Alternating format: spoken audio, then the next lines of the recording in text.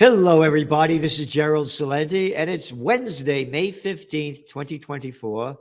And once again, we're very honored to have with us Judge Andrew Napolitano, or Napolitano, from Napolitano to Napolitano. And he just got back from Italy. He was in Milano. Where everybody pronounces it Napolitano. And a true Napolitano, a very man of passion, caring, love, and strength.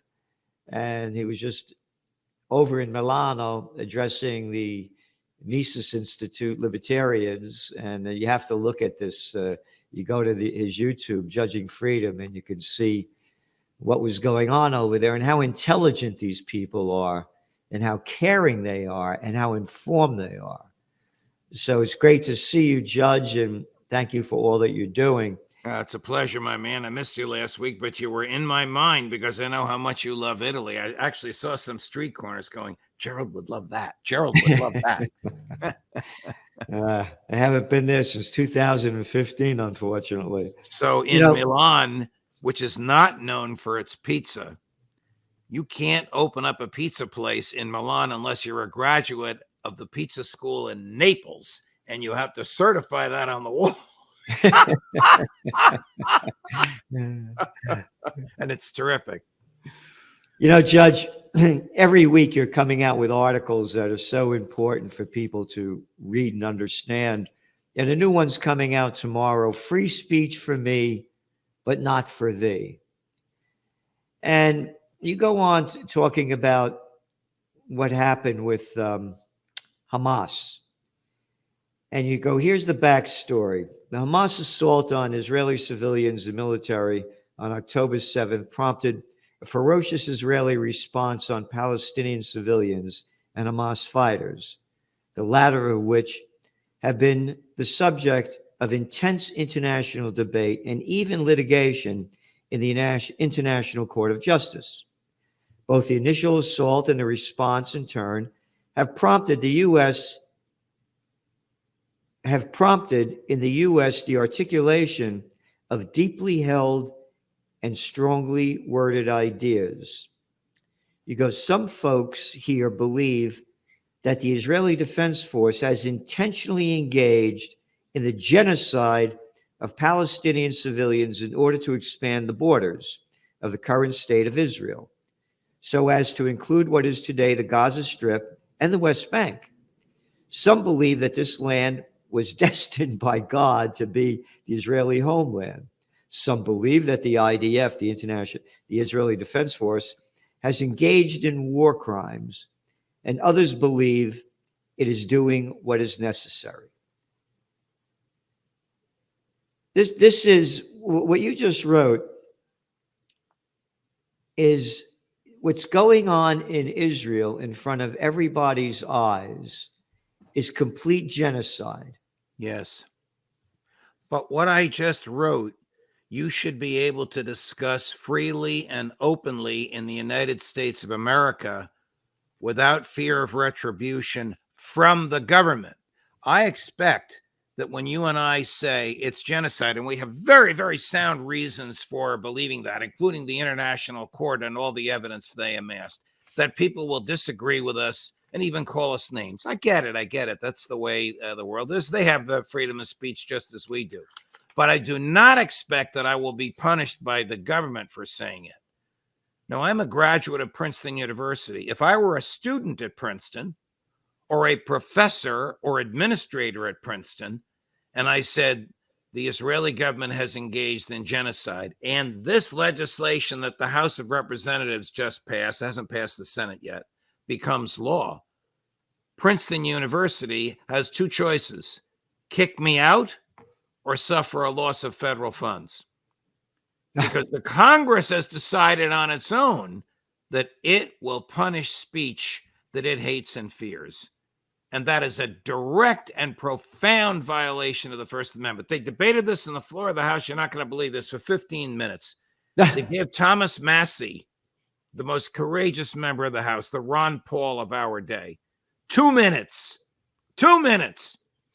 in which to explain how this violates the oath that everybody in that room took to preserve, protect, and defend the Constitution, which includes the First Amendment. They didn't want to hear it. This thing passed overwhelmingly. There were like 40 or 50 Republicans who voted against it. Some of them had accepted money from AIPAC. AIPAC took all their, not Thomas Massey, but others. AIPAC took all their names down from its website. And by the way, they funded a $2 million anti-Massey campaign in the media in the state of Kentucky. Now, Massey doesn't have to worry about losing his seat. It's a safe seat for him, but they're going to do everything they can to tarnish him and make his life miserable. The House of Representatives chose as a solution to anti-Semitism, authoritarianism. Because back to my Princeton example, Princeton will have no recourse. The feds would just turn off the spigot of money. There's no due process. There's no trial. So they violated the First Amendment, freedom of speech. They violated the Fifth Amendment, due process, if this thing should ever become law. It's just reprehensible. I seriously fear the loss of the freedom of speech, the burden on the freedom of speech by the federal government in the coming months and years, no matter who's in the White House. It's heartbreaking. But let's go back to the COVID war. You couldn't say anything if you didn't believe the jab, if you didn't believe stand 6 feet apart, if you didn't believe to wear these masks that say on the box right here, these masks do not eliminate exposure to the risk of any disease or infection. You're not allowed to say that. That's misinformation.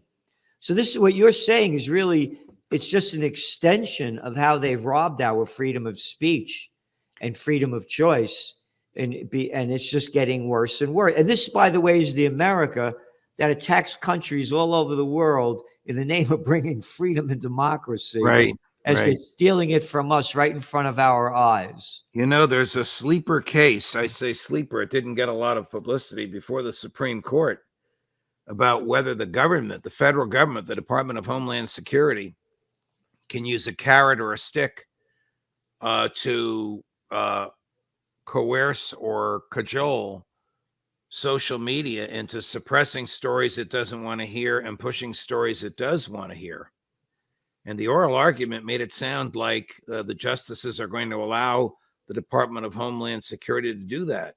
That is a major, major hole in the First Amendment. If the government can do indirectly by paying or threatening what it obviously can't do directly, infringing upon the freedom of speech, they will be paying Google and Facebook and the others to do what they can't directly do. If the court allows them to do this, this will just be a major, major loss for personal freedom. You're right. Let's start with the basics. The First Amendment of the United States Constitution prohibits Congress from infringing upon the freedom of speech. And they can give a damn. You'd never know that. You'd only know that on the floor of the House if you heard Thomas Massey. You wouldn't know it from the others who said things like, we can't allow Hamas to be on college campuses. We can't allow speech that'll eventually bring another Holocaust. I mean, these people are seeing Hitler under every bedpost and behind every toilet bowl. This is just reprehensible. This reminds me of the days and weeks and months after 9/11, where George Bush scared the daylights out of everybody, thinking that a terrorist was behind every bedpost and every toilet bowl, and the feds needed to have access to our bedposts and toilet bowls to make sure they weren't there. I'm being allegorical mentioning bedposts and toilet bowls, but the level of intrusion was comparable to that. The level of suppression of free speech that this will produce is monumental. There are only about 12 colleges in the country out of 400 that do not accept federal funds that would be immune from this. All others would suffer financially if they would fail. We'll go back to my Princeton example, fail to discipline me as a student or a professor or an administrator who said something like Zionism is wrong, the Israeli government is evil. You can say that, but you have to attack something else. You have to say the Israeli government is evil. And by the way, so is Putin. Zionism is wrong, and so is fundamental Christianity. You have to attack somebody else with it. So this thing not only infringes upon free speech, it compels speech. And the First Amendment not only guarantees the right to speak, it guarantees the right not to speak. So these people in the House of Representatives are monsters to have enacted something like this. No committee hearings, no meaningful debate, no examination as to its effect on free speech. Let's just do it because we need money from the Jewish lobby, from the donor class, and we have to please them because we need their money for our campaigns. You keep calling them the House of Representatives. They don't represent. They represent the people that give us the money. They don't represent we the people.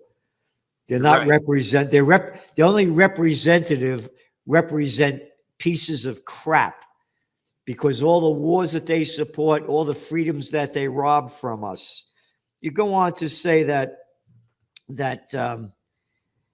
members of Congress who support the bill, who have taken the same oath that I have to uphold the First Amendment, say that some speech can lead to killing Jews in America. Do they think that a crazy person intent on killing will abide the restrictions of free speach? This ridiculous. Is like the stupidity of what they have with the gun laws. Right. Crazy guy wants to get a gun. Just because it's against the law, they're going to get a gun and kill you anyway.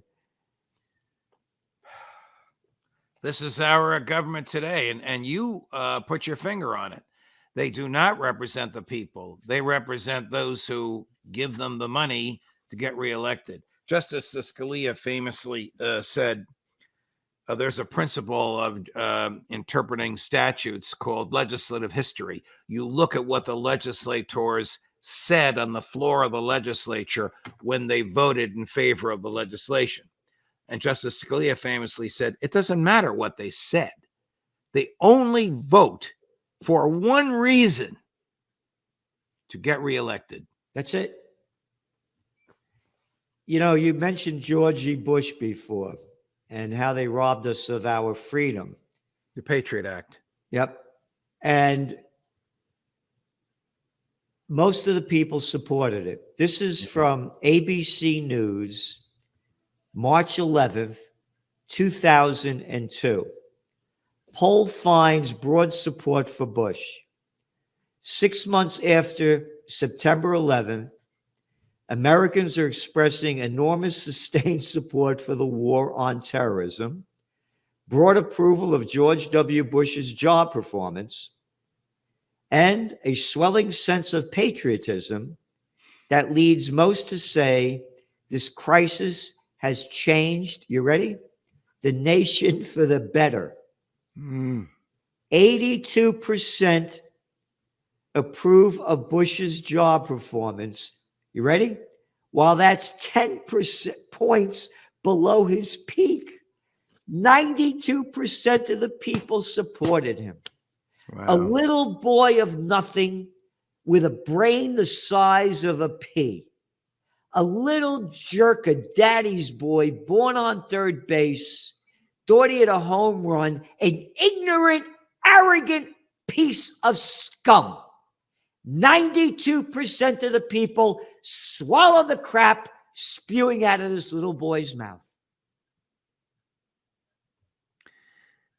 Well, he very effectively deflected blame from his own administration, which is, of course, asleep at the switch, and blamed terrorist organizations. And actually, without using this phrase, blamed too much freedom, because the Patriot Act, which allows one FBI agent to authorize another FBI agent to spy on you, is the most unpatriotic, anti-freedom piece of legislation enacted by the Congress since the Alien and Sedition Acts of 1796 made it, or 98, made it a crime to criticize the government.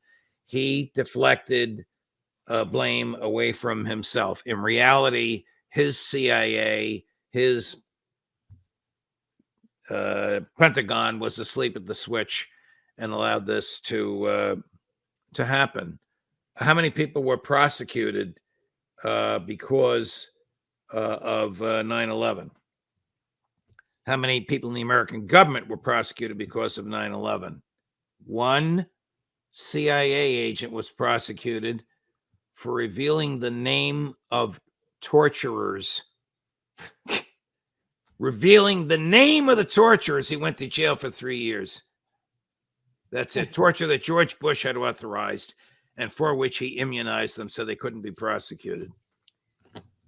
You know, your article about how the Senate, the House of Representatives, the jerks in Congress passed this bill, condemning anti-Semitism.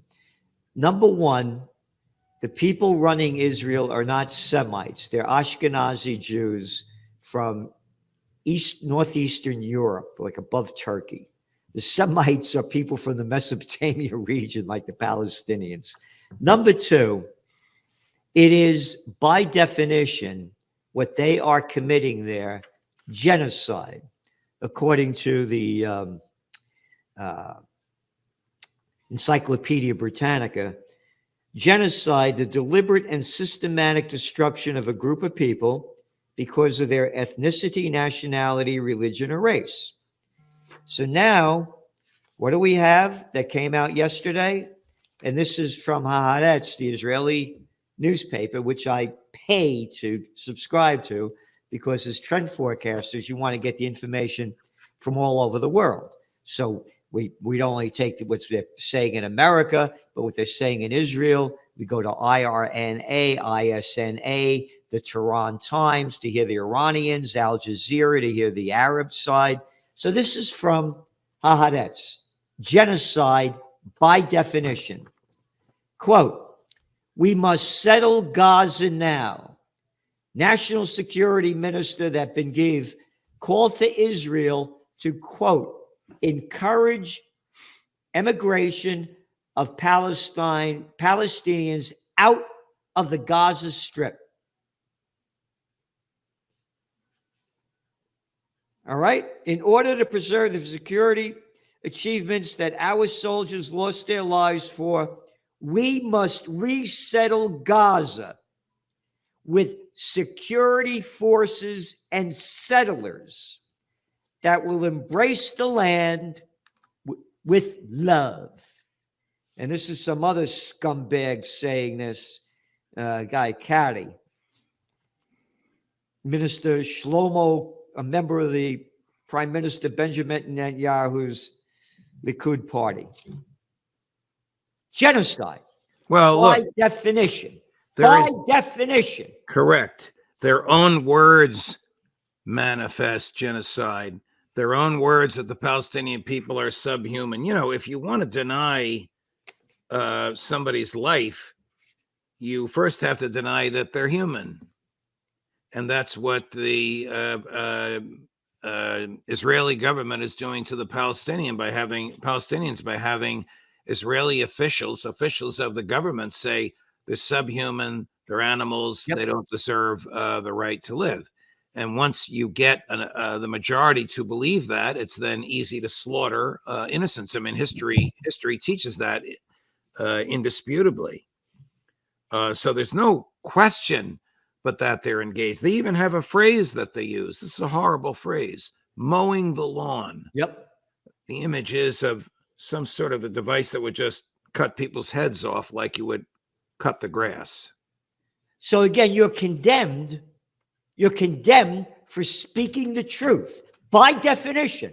Yes. By definition, and the words coming out of their mouths. Oh, and by the way, the Trump, all those jerks that love him, he is so pro-Israel, he's condemning Biden for not being strong enough in their support.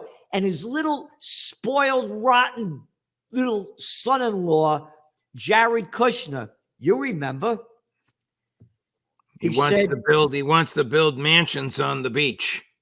He described waterfront property in the Gaza Strip as valuable. Quote, It's a little bit unfortunate situation there. A little bit unfortunate situation. They're bombing the place into ruins under the bullshit. Yeah, we're destroying everything because Hamas is living in every home, in every university, in every hospital. So we got to level the place. A little bit of an unfortunate situation. But from Israel's perspective, you ready? I would do my best to move the people out and clean it up. Genocide.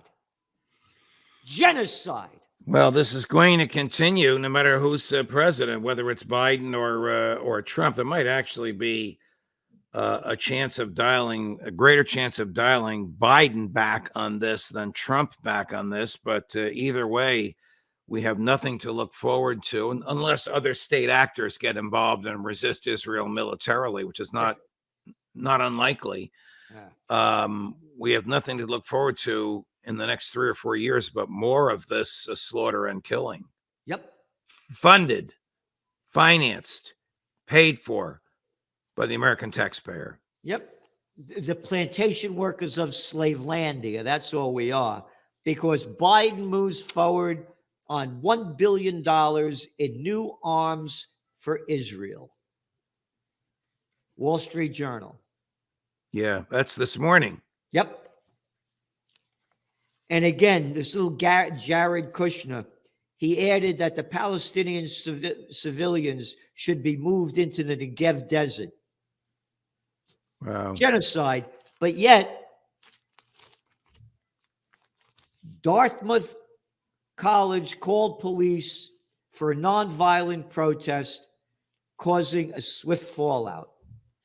Well, that president should be forced to resign for using violence and force on her own students who were merely standing there with signs and chanting. They weren't stopping people from going to class. They weren't interfering with school functions, and she used violence to silence them. That's the trend that I think is coming, Gerald.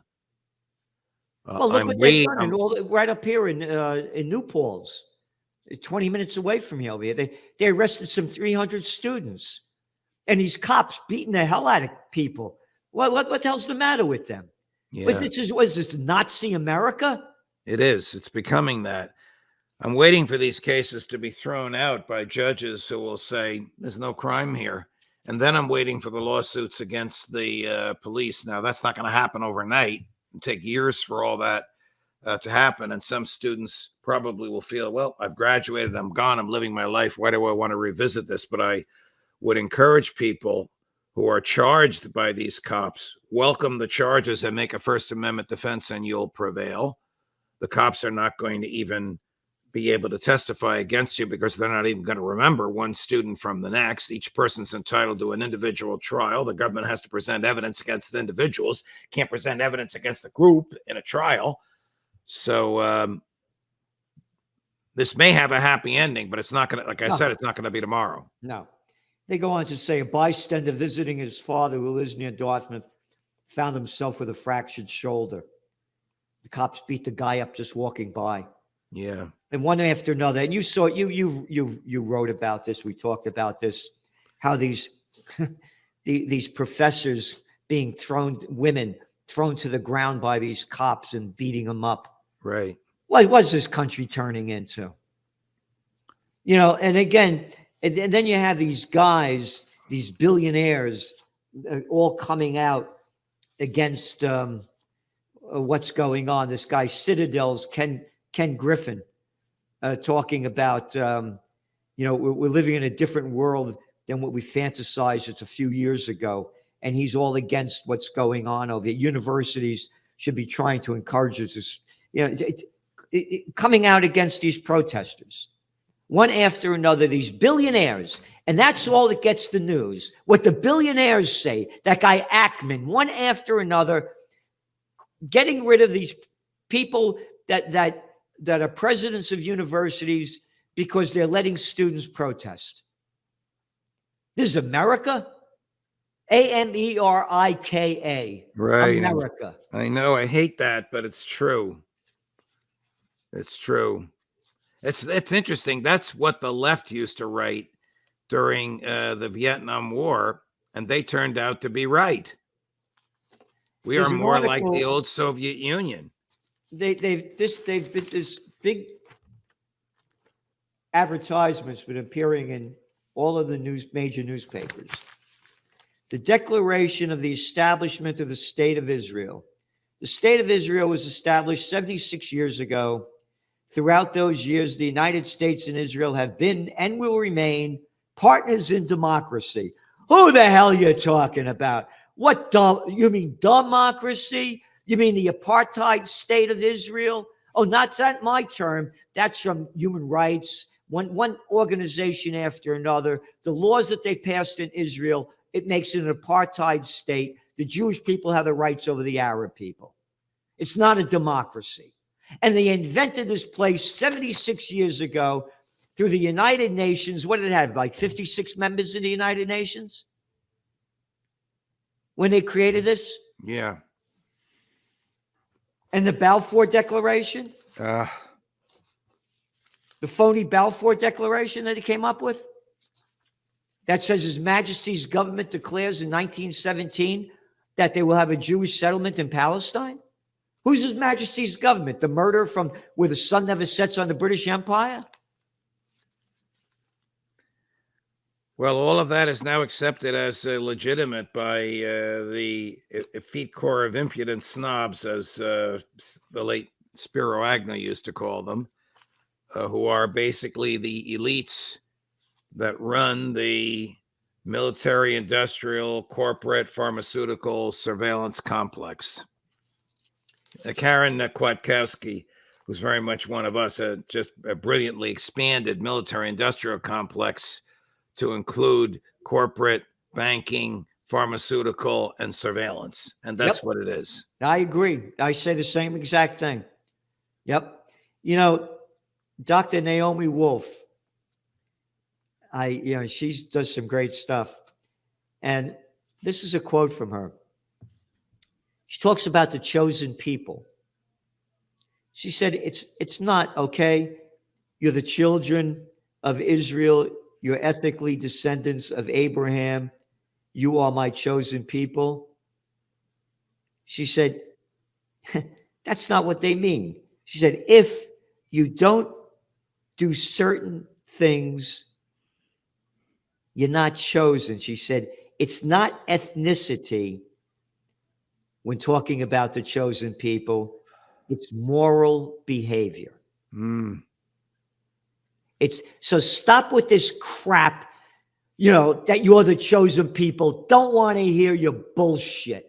And you don't have to believe me. You can ask Dr. Naomi Wolf, a Jewish person, who's saying that's not what it means because you're a descendant of that you're chosen. It's your moral behavior that makes you a chosen person.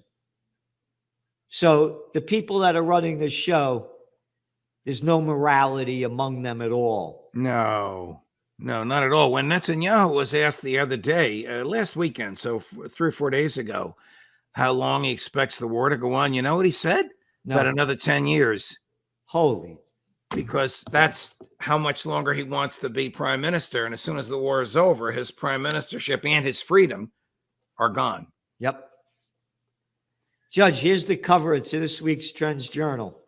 Well, there he is. Yep. He said, with God's help, together we will be victorious. And I said, you mean with Satan's help, God condemns genocide. Right. But nobody's saying that. No. You can't say that on a college campus if that legislation that Thomas Massey opposed becomes law, unless you also condemn somebody else. Do you think the Senate's going to pass this? Yes, and I think Joe Biden will sign it, and I think the first federal judge that touches it will invalidate it. Judge, thank you for all that you do, and everybody, everywhere, you got to go to his channel, Judging Freedom. Phil Giraldi is on this afternoon. I'll give him your regards. What a man he is. We publish his articles, by the way, many of them in the Trends Journal. Yeah, He really speaks the truth and fights for freedom. He's a real man. absolutely. Thank you, Judge. You're See you welcome, next Gerald. week. All the best. I look forward to seeing you next Wednesday. Ciao, ciao.